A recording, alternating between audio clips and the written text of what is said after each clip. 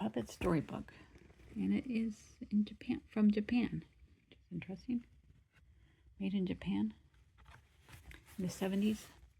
There once was an honest shoemaker who had become so poor that he had enough leather for only one pair of shoes.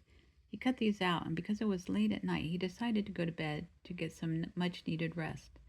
In the morning, when he came to his work table, he was surprised to find that the pair of shoes he had cut was standing on the table, finished to the last seam. Here's a seam. Everything was finished to the very last bit of it, the shoes and the seam.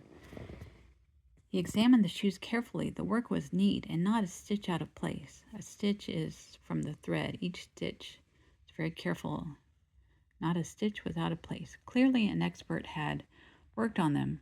A short time later, a customer came in. She was so happy with the shoes, she paid more than the usual price.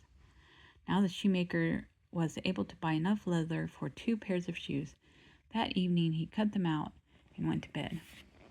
He woke up the next morning all ready to go to work, but there were the 2 pairs of shoes finished as expertly as before. Customers came for them, and now the shoemaker had money to buy leather for 4 pairs of shoes.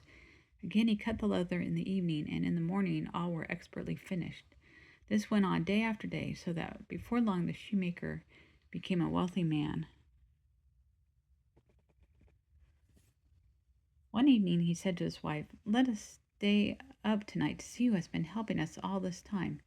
His wife agreed, and they lit a candle on the table, then hid in a corner behind the shoemaker's work clothes. Imagine their surprise when at midnight 2 tiny men dressed in ragged clothes came in and began stitching, sewing, and hammering. Stitching and sewing and hammering. The shoes were finished before dawn. Then the tiny men ran off. The next day the wife said, "The little men have been so good to us that we should do something for them. They must be cold in their raggedy clothes. I will sew them some shirts, coats, and trousers, and knit them sweaters and stockings. And I will make them shoes," added the husband. Shoes, shirts, sweaters for them. A few days later, all the new clothes were finished, and then instead of the cut leather, the shoemaker and his wife laid them out on the work table.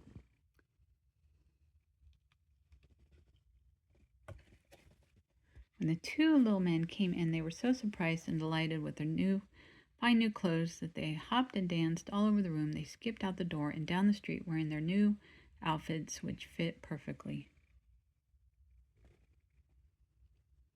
From that time on, the shoemaker and his wife never saw the little men again, but the shoemaker prospered well afterward, and the couple lived happily for the rest of their lives.